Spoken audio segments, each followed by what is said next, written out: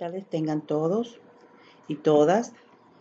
Hoy es nuestra última sesión y voy a terminar haciendo unas anotaciones finales sobre la redacción de los resultados, las conclusiones y recomendaciones y algunos parámetros de protocolo que tiene la Universidad Latina para la presentación de trabajos finales y proyectos de graduación, que son básicos para la culminación del programa. Igualmente yo voy a estar a sus órdenes durante toda esta semana. Tenemos hasta el día 7 de abril para presentar y ponernos al día con todas nuestras asignaciones, porque el día 8 a mí me toca colocar oficialmente las notas en la plataforma Latin Learning Site. También quería hacer la aclaración de que en cualquier momento posterior al curso también pueden contar conmigo. Tengo toda la disposición para poder atender cualquier duda, si requieren alguna fuente de información, sobre todo la que tiene que ver con el órgano judicial, de materia documental o materia cuantitativa, porque yo administro la información de las estadísticas judiciales y puedo ayudarles en eso, como a los usuarios que siempre nos visitan y nos solicitan para asuntos académicos o para proyectos. En estas anotaciones finales vamos a hablar un poco sobre el análisis de los datos, la interpretación de los mismos. En ese sentido, los análisis de los datos y la interpretación de los resultados va a depender del tipo de investigación. Si la investigación es cualitativa o cuantitativa, si es descriptiva o si es correlacional o si es explicativa. En el caso nuestro, generalmente en este tipo de investigaciones son de tipo descriptivo. Al procesar la información, nosotros estamos haciendo procesos analíticos y sintéticos para dar sentido a los datos recabados. Esto significa que tenemos que acercarnos a toda la recolección de datos que hemos realizado, ya sean cualitativos o cuantitativos, a través de las técnicas que hayamos aplicado. Tomar esa información e ir extrayendo lo sustantivo de cada una de ellas, lo medular en función de nuestro planteamiento del problema, de los objetivos de investigación, de las preguntas de investigación, del marco referencial que hayamos accedido, incluso de nuestras variables que nos van a dar cuenta de hacia dónde nosotros tenemos que priorizar o en su defecto discriminar qué información realmente está aportando a la investigación. Luego, ¿qué hace? Y hacia qué puntos ellas convergen. Para luego entonces hacer una síntesis, es decir, tomar todo eso que hemos extraído de esa materia prima, que es la información, y luego generar nuestras reflexiones con respecto a la misma. En esta etapa de recolección de información, ya vimos, también nosotros tenemos que, luego de tener sus resultados, tratar de hacer interpretación de los mismos para consecuentemente tener las conclusiones y las recomendaciones que se desprenden de esos resultados. En esta etapa no debe perderse de vista el objeto de la investigación, como decía, nada está aislado, todo tiene una relación, todo tiene un significado a la hora de poder tener esos elementos claros a la hora de hacer el análisis y la interpretación. También, si el alcance y objetivos de la investigación requieren un planteamiento de una propuesta, una intervención, que es el caso de que nos corresponde a nosotros en esta maestría profesional, en este caso tenemos 4 capítulos, los vamos a ver más adelante. El primer capítulo, que es la fundamentación, el segundo capítulo, que es el marco teórico referencial, que también presenta las variables, el marco metodológico y de presentación de resultados, y el cuarto capítulo, que sería la propuesta, es decir, lo que nosotros como investigadores en este trabajo proponemos como mejora. o lo que estamos aportando como evidencia empírica para que se utilice esto en la vida práctica, en la vida y si requiere también en algún momento ser una propuesta, una alternativa de un proyecto de trabajo. Ya en las tesis o en otras investigaciones se tienen el capítulo también, un capítulo inicial que es el fundamento o lo que es el planteamiento del problema, lo que es el marco teórico y referencial, lo que son el abordaje metodológico, un poco más sustantivo que el que nosotros presentamos, porque aquí nosotros tenemos que hacer prueba de los instrumentos, tenemos que profundizar sobre la población y la muestra y la forma de selección. Y luego la presentación, la discusión y presentación de resultados. Y finalmente, si la tesis está esbozada para tener propuesta, un quinto capítulo de la propuesta. Entonces, hay unas variantes, pero el nuestro tiene 4 capítulos a saber.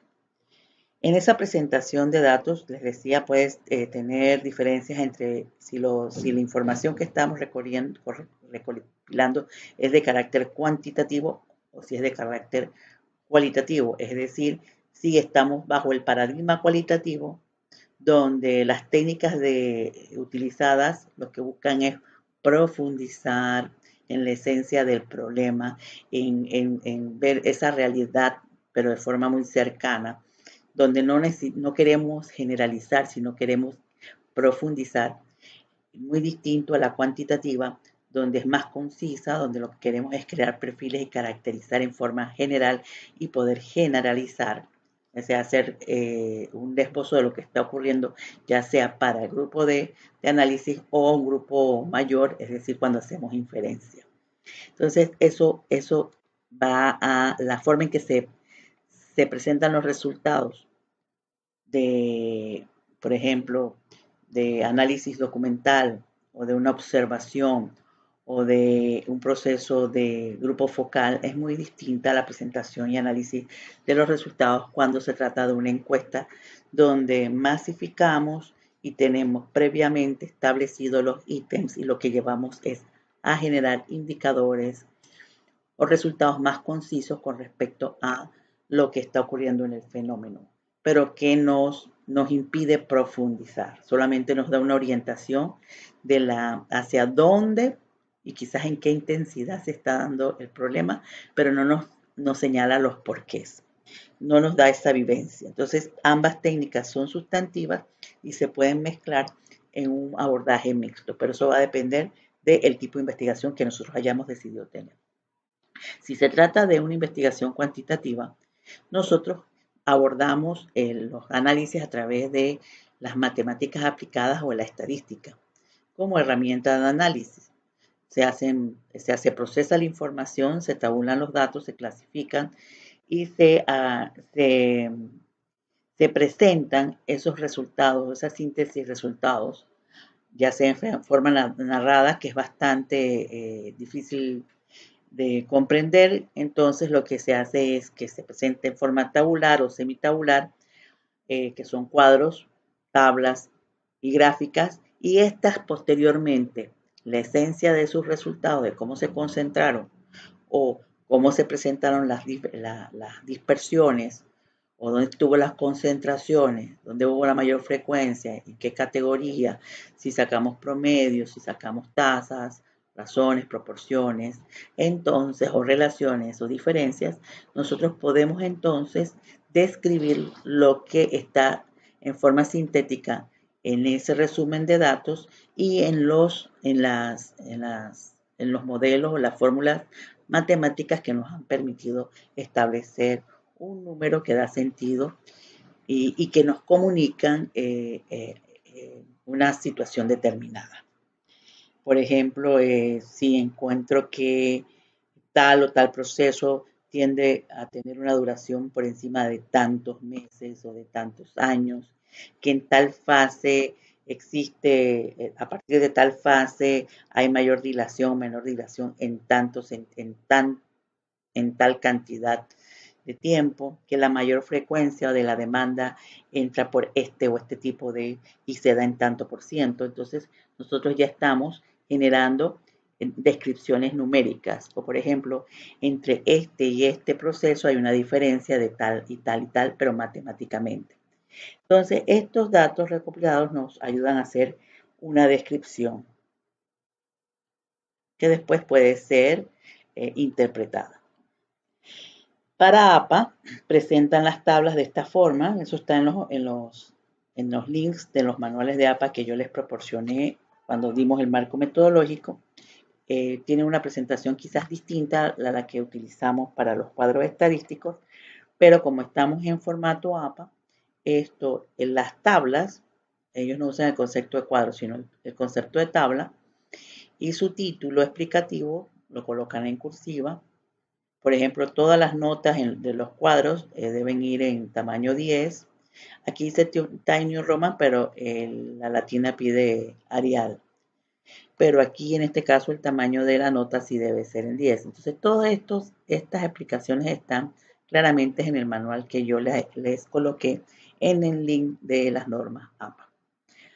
Cómo se presentan las gráficas, si se dice gráfica o si se dice figura o si se dice imagen, ellos lo tienen muy bien claro, porque a veces esto choca con lo que nosotros en nuestro día a día colocamos como imagen. Para nosotros una imagen o una figura es una cosa, APA le llama, los gráficos les puede llamar figura o imagen. Entonces ustedes van a ver la diferencia porque estamos en proceso de planteamiento de información de una investigación.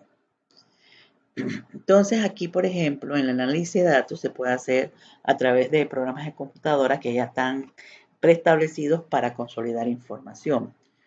Entonces, aquí por eso vamos a hacer énfasis en la interpretación. Si ustedes requieren en su momento de hacer una encuesta, entonces en su momento se busca la manera de que usted pueda realizar esa tabulación y obtener los datos requeridos. Hoy en día, el Gmail, el Google,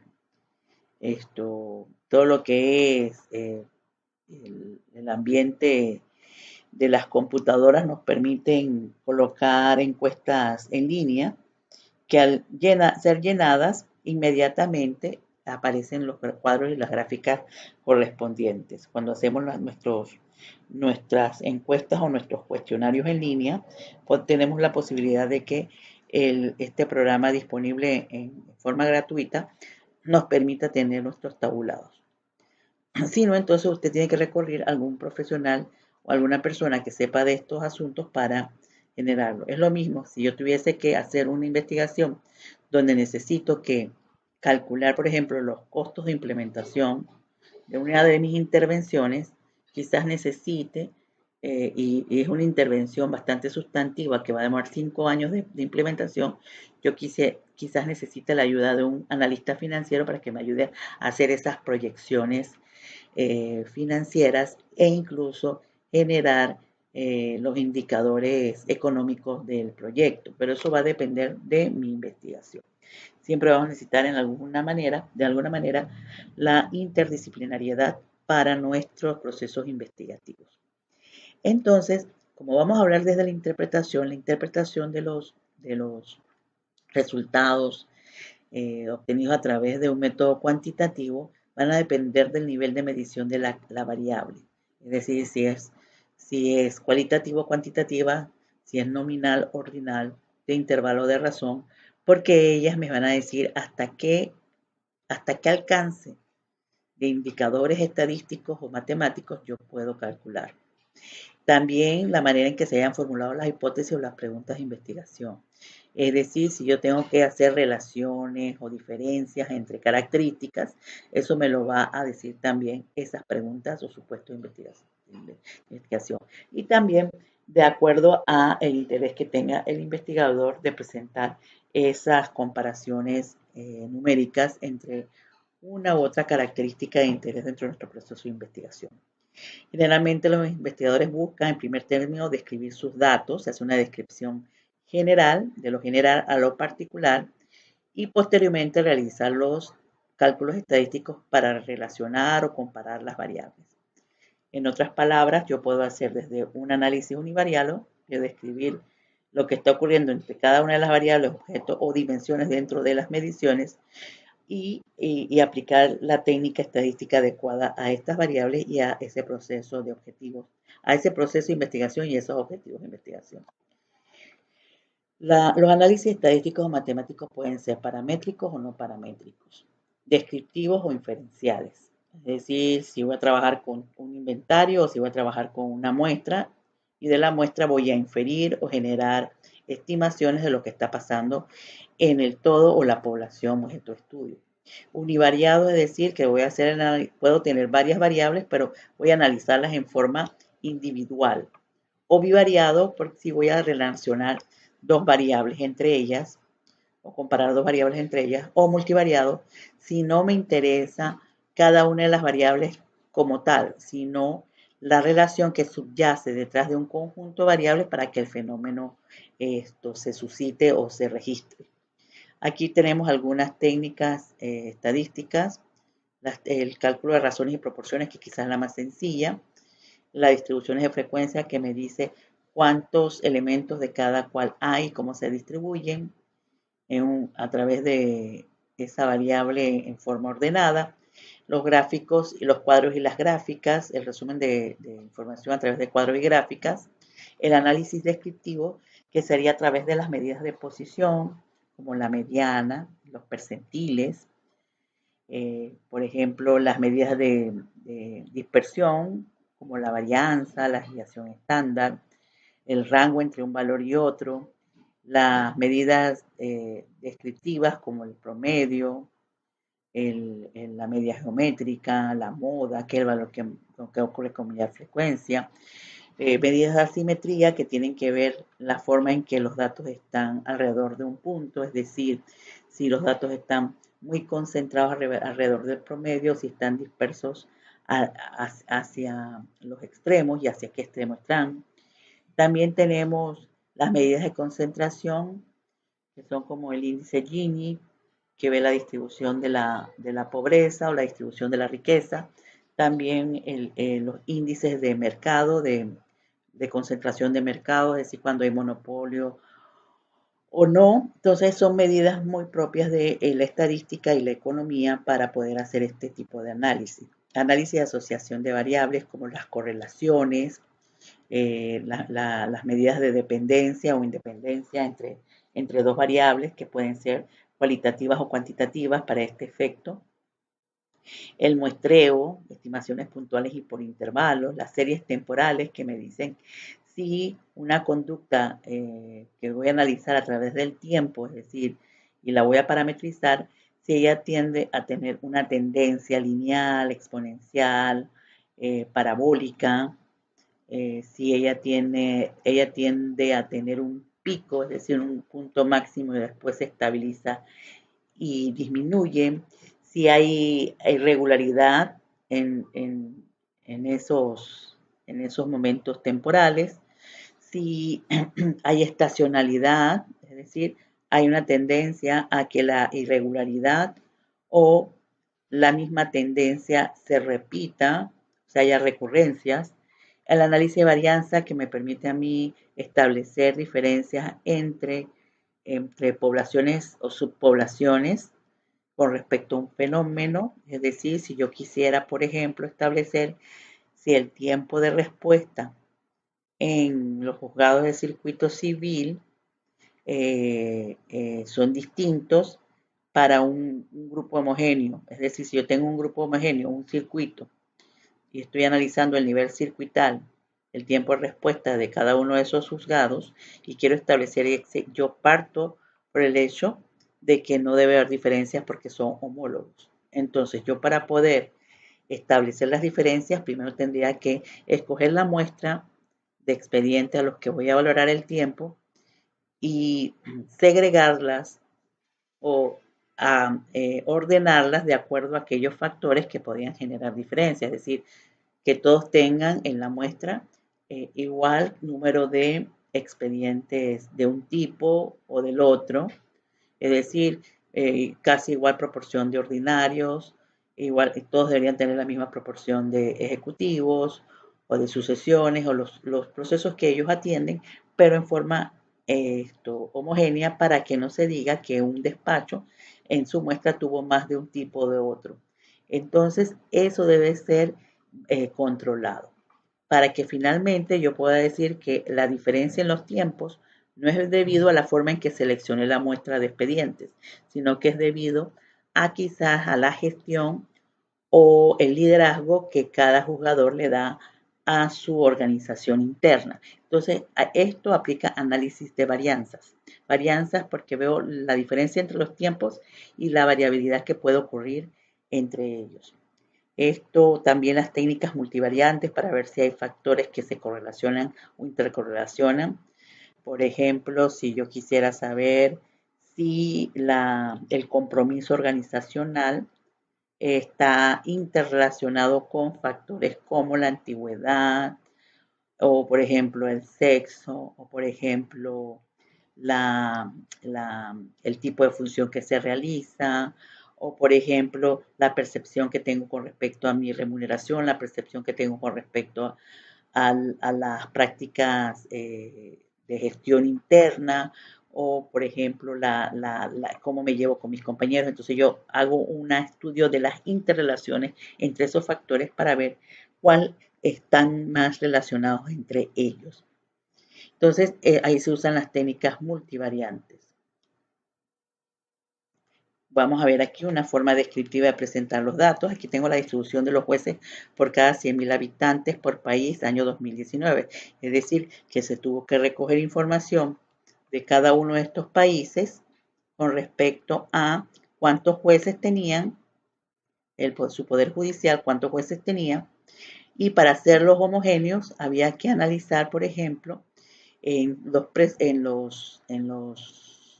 cada uno de ellos también la población estimada y poder calcular tanto el número de jueces y la relación de jueces por habitante.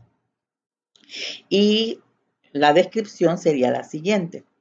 Panamá tiene por cada 100.000 habitantes un promedio de 12 jueces por cada 100.000 habitantes. Hace unos 10 años aproximadamente teníamos 8 jueces por cada 100.000 habitantes. Hoy día tenemos 12 jueces. Ha crecido el número de jueces por habitantes. Sin embargo, hay un estándar internacional determinado por la OCDE, Organización para la Cooperación y Desarrollo Económico, que coloca como valor de estándar 65 jueces por cada 100.000 habitantes como un parámetro promedio ideal para administrar justicia. Entonces, si observamos aquí, esto en genérico, este sería el promedio de todo el aparato jurisdiccional. Vemos que Chile tiene 1.599 jueces por cada 100.000 habitantes, pero, perdón, 1.599 jueces en el Poder Judicial. Eso equivale a 8.4 jueces por cada 100.000 habitantes. Vemos nuestra hermana República de Costa Rica que tiene 1.477 jueces y eso representa 29 jueces por cada 100.000 habitantes. Nos lo estamos viendo aquí, que hay diferencias entre los jueces y el número de jueces y el número de jueces por habitante, que sería el indicador de comparación. Y estamos viendo que este indicador de comparación nos está diciendo que por habitante, esa es una razón, que se calcula tomando el número de jueces, dividiendo entre el número de habitantes de cada región y luego multiplicarlo por 100.000. Y eso nos permite compararnos. Ahí nosotros tenemos un reflejo de lo que sería la descripción de indicadores estadísticos. También se podría ver solo Panamá cómo ha evolucionado en el tiempo, a efecto de ver si el factor poblacional en alguna forma ha incidido para que no se perciba el crecimiento o la dotación de jueces en la República. Entonces podríamos verlo a través del tiempo. Y también se podría ver por jurisdicción, porque también hay diferencias por jurisdicción y por área geográfica. Aquí para los análisis cualitativos de datos o de información. Aquí la materia prima del análisis cualitativo no lo constituyen los datos numéricos. Para el análisis cualitativo, los datos o información es obtenida en fuentes de datos cualitativos como los resultados de las entrevistas. Si las entrevistas fueron personales, fueron las anotaciones que realizó o la grabación con previo consentimiento del informante, la grabación que se haya hecho la entrevista, pero si fue a través de medios electrónicos, es decir, que usted manda el cuestionario, pero cuestionario abierto para que las personas en forma estructurada contesten, pero libremente cada una de las preguntas. Lo que estamos es con las preguntas es, en alguna forma, concentrando o dirigiendo hacia dónde queremos que se orienten las respuestas, pero lo que vamos a analizar es la variabilidad de esas respuestas. Entonces, eso requiere un abordaje analítico, es decir, y sintético.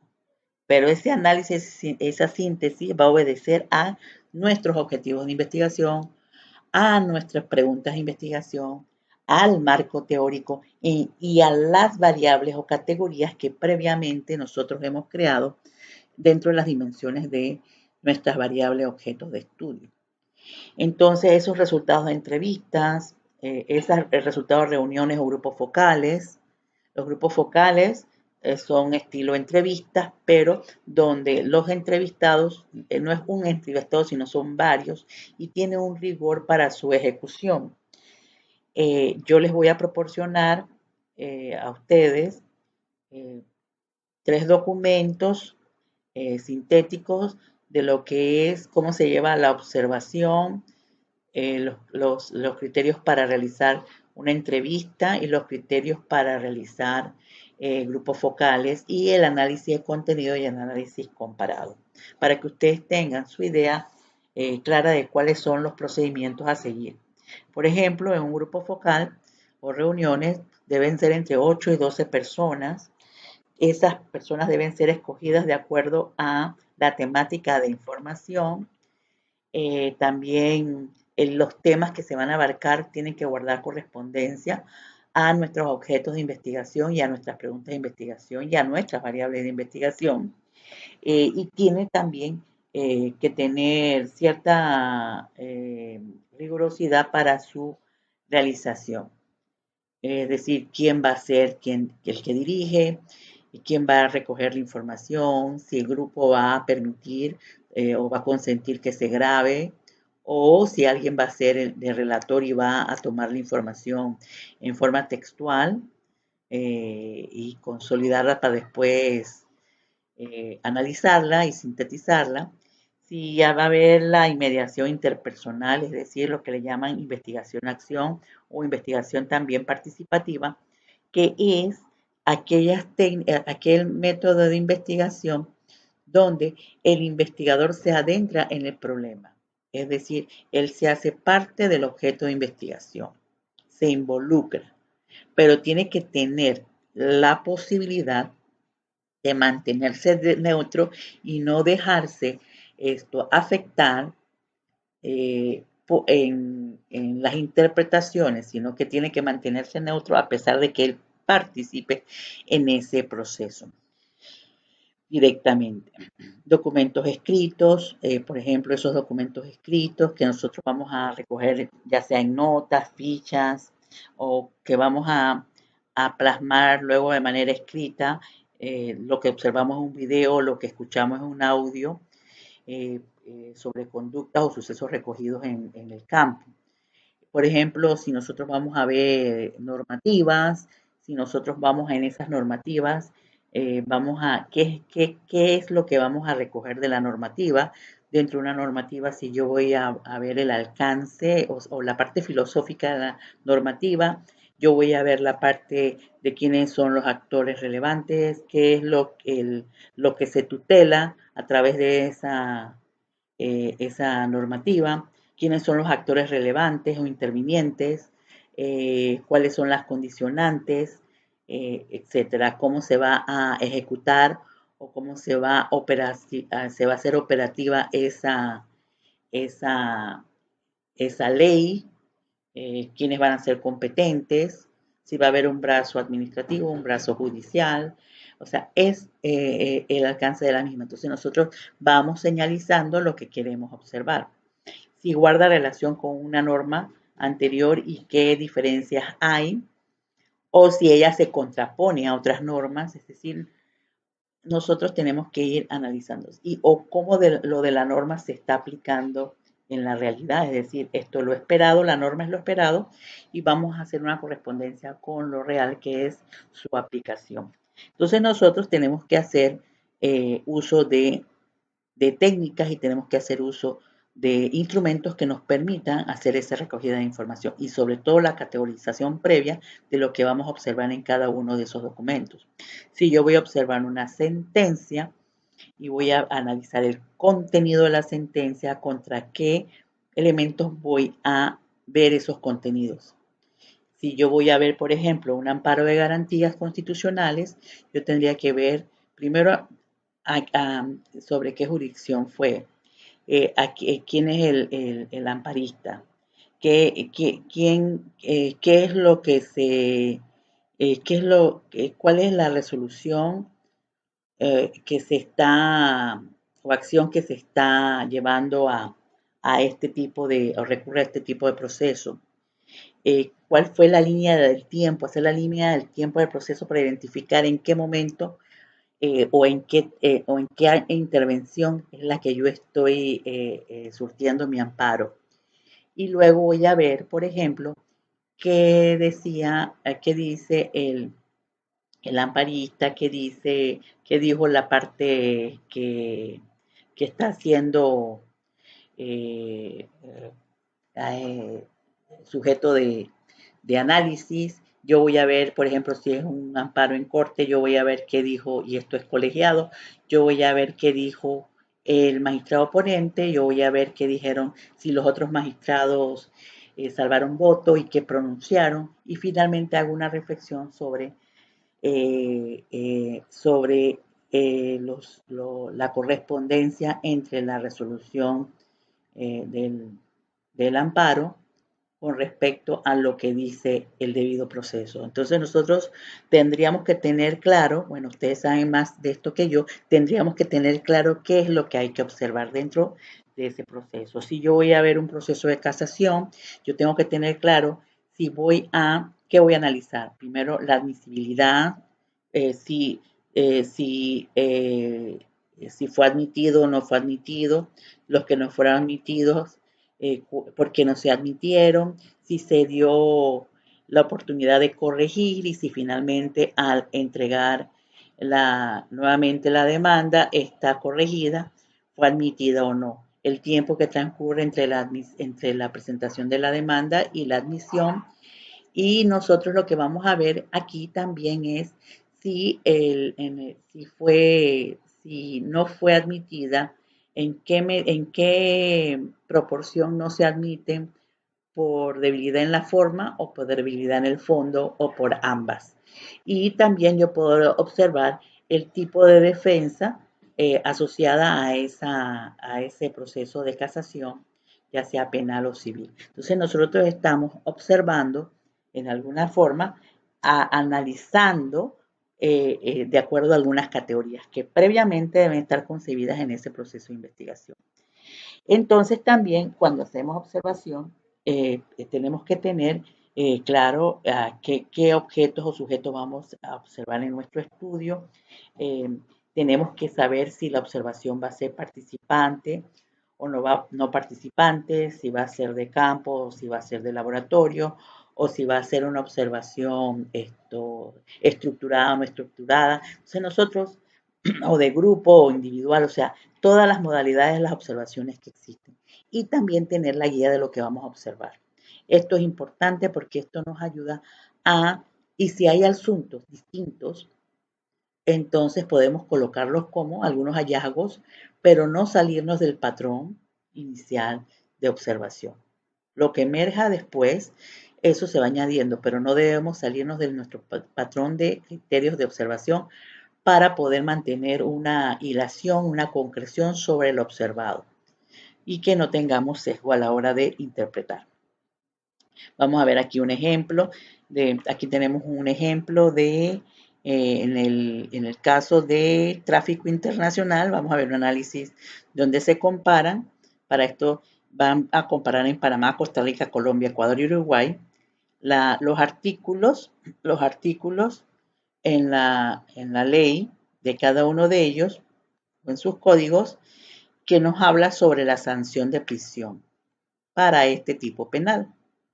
Esto fue tomado del libro de Cumbrera y Rodríguez, que hicieron un análisis sobre la administración de la pena en casos de droga con diferencial con diferencial de género. Entonces, esto fue un estudio sociojurídico.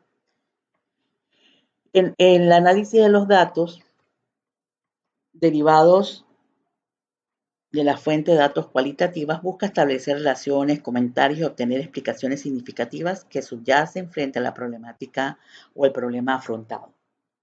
Se requiere definición conceptual de los elementos o criterios de análisis, o sea, las categorías que vamos a analizar o categorizaciones que vamos a analizar, para la observancia de su contenido, sus características, comparaciones y relaciones con el objeto o sujeto en estudio.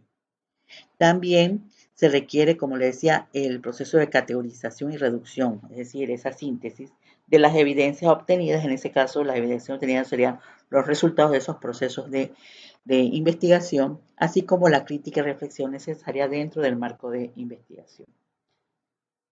Vamos a hablar sobre lo que es sintetizar, la parte de reducción. La reducción, según estos autores Rodríguez, Flores y García, en el enfoque cualitativo de la investigación, es donde él ya ha recopilado una gama importante de información, un gran volumen de información sustantiva. Pero aquí viene el proceso de empezar a discriminar qué es lo que da sentido, qué es lo que no da sentido a la investigación, qué es lo que realmente ofrece o da valor a lo que necesito para poder evidenciar los asuntos que están ocurriendo, ya sea a favor o en contra. Entonces también consideran que esta tarea de analizar, sintetizar y resumir este volumen de información no es tan fácil, porque a veces nos cuesta desaprendernos de todo lo que hemos recogido porque todo lo consideramos valioso.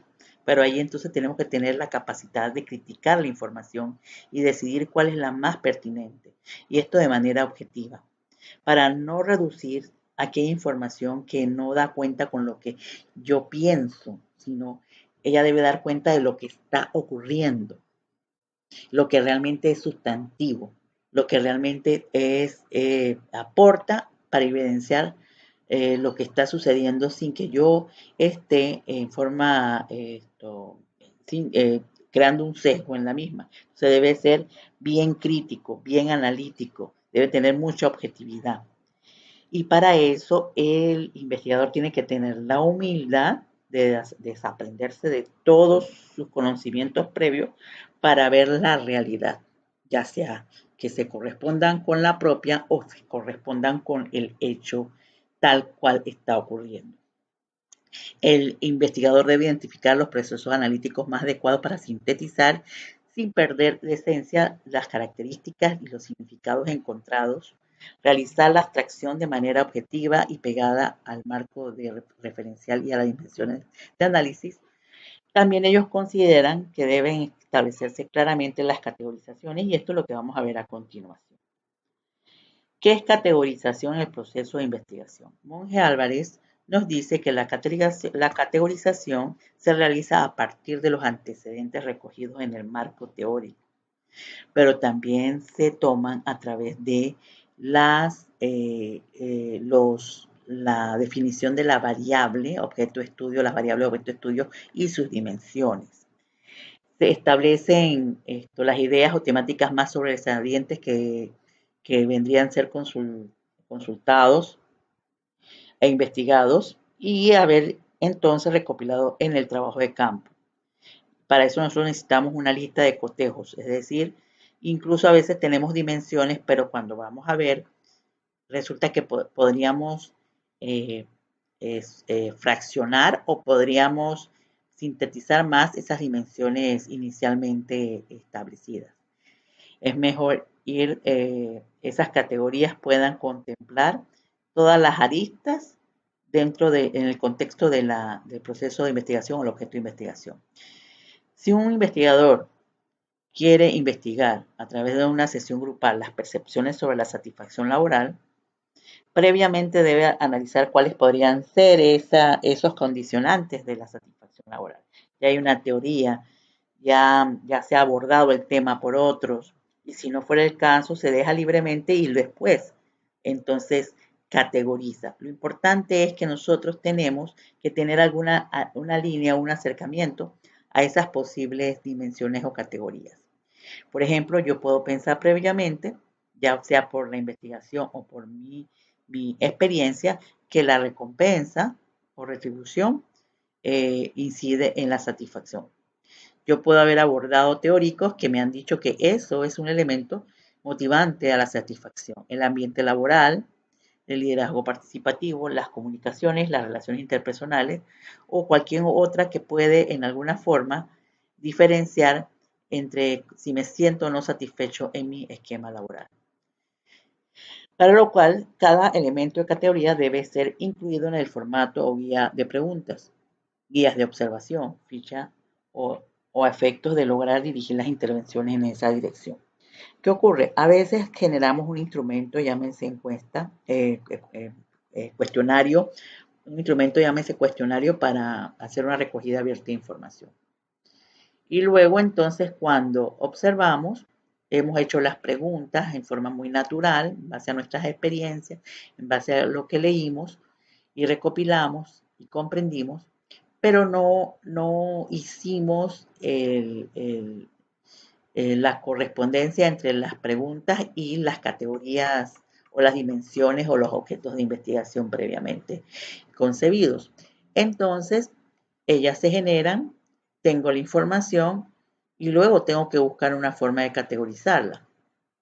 Supongamos que yo estoy haciendo un análisis sobre una figura, una ley, una norma.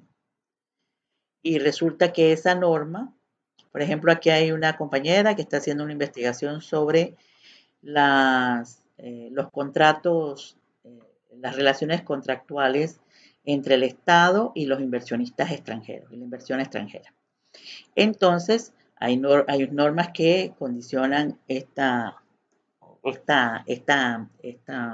tipo de relaciones. Entonces, lo que yo necesito es identificar, por ejemplo, ya tengo toda la información, quizás no la haya clasificado, quizás sí, pero supongamos que yo conseguí toda la información, la recogí y me di cuenta que tengo una serie de información y no sé cómo categorizarla, pero cuando voy leyendo todos los resultados de todos mis procesos de levantamiento de información, me doy cuenta primero que hay debilidad o no hay mucha fortaleza en la norma. O que la norma está bien, pero no existe una reglamentación como tal. Su interpretación o su aplicación está muy abierta.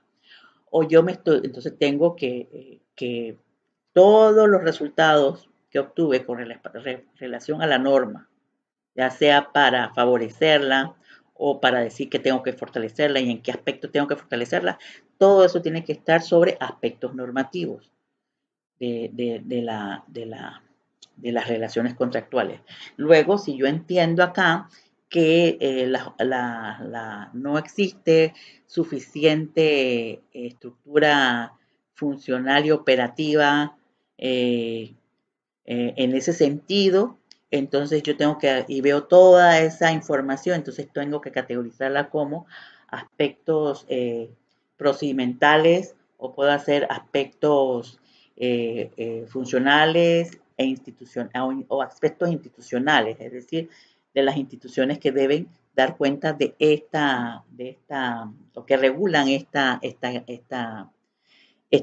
relaciones. Luego entonces me doy cuenta también que no hay,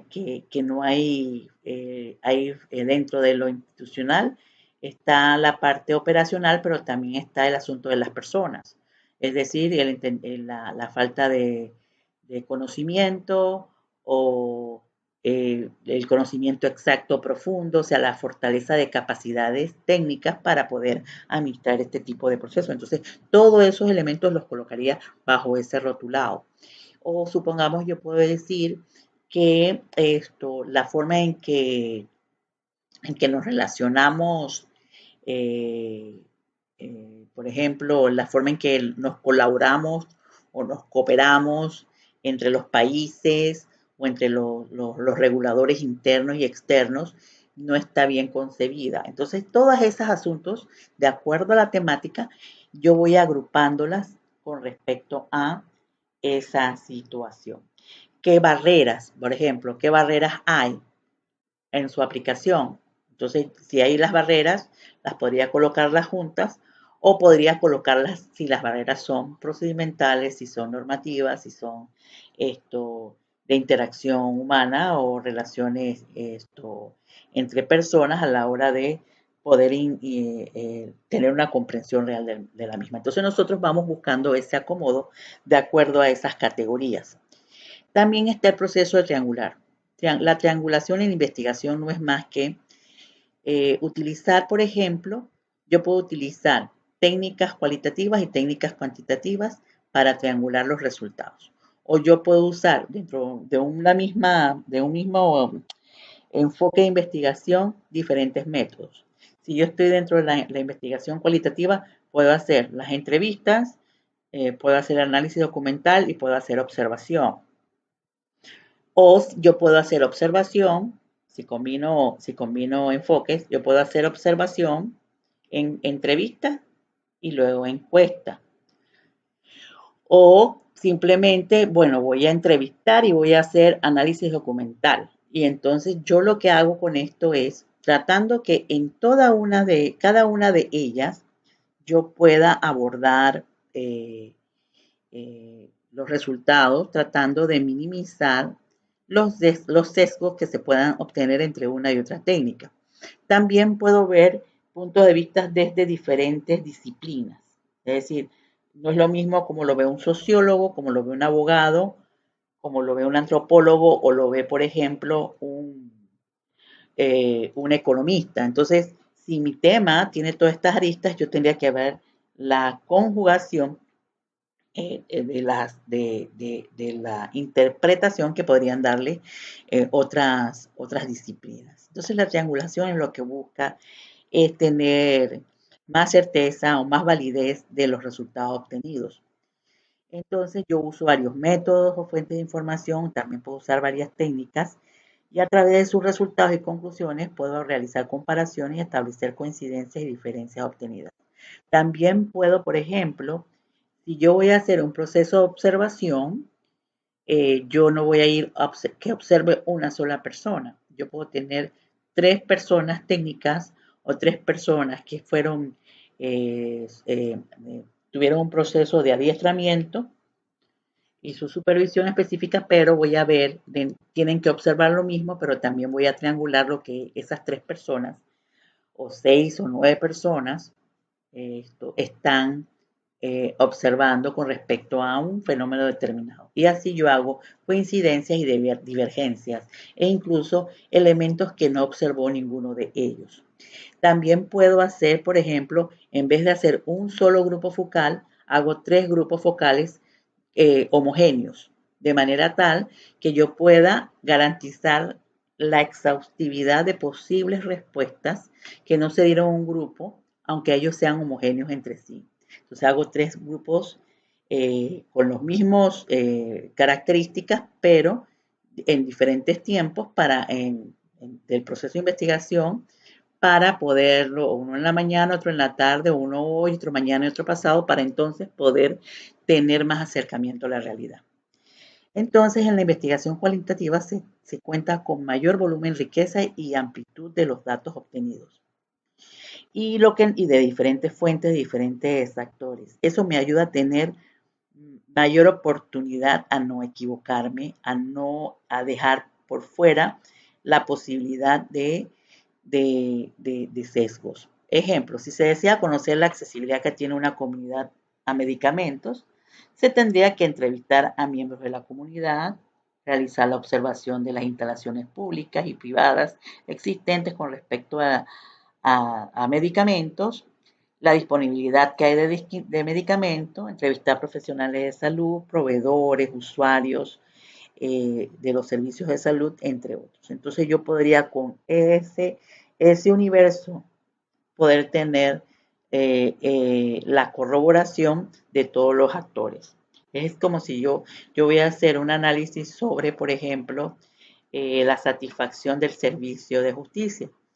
Yo no puedo preguntarle solamente a los operadores de justicia, yo tendría que preguntarle a todos los involucrados, incluso a la población que no accede a ella, porque ellos tienen una opinión debida a la percepción. Entonces yo podría preguntarle tanto a operarios como a usuarios, abogados o no abogados, partes o no partes, pero que en alguna forma intervienen, y tendría también que consultar a, estos son cuatro poblaciones. Una población sería la ciudadanía para ver cómo la perciben, ya sea o no, haya estado o no involucrado en un proceso judicial. Tendría que hacerlo a los usuarios directos, que pueden ser los abogados, los defensores, por ejemplo, quien demanda, el demandante, el demandado, o la víctima y el victimario. Y tendría también que observar lo que piensan los mismos operadores de justicia y los que trabajan con, con ellos a su alrededor, para tener una visión más clara de lo que es el servicio y la satisfacción del servicio de justicia. Y tendría que utilizar tanto técnicas cualitativas y cuantitativas, porque con una voy a generar perfilamientos, caracterizaciones, y con la otra lo que voy a hacer es profundizar en casos específicos, teniendo presencia en cada una de ellas de todas las poblaciones que utilizo tanto en una y otra esquema de investigación o enfoque de investigación. Voy a hacer un alto aquí antes de hablar de las recomendaciones del documento para poder fraccionar el video. Así que continúo en unos momentos con el siguiente tema.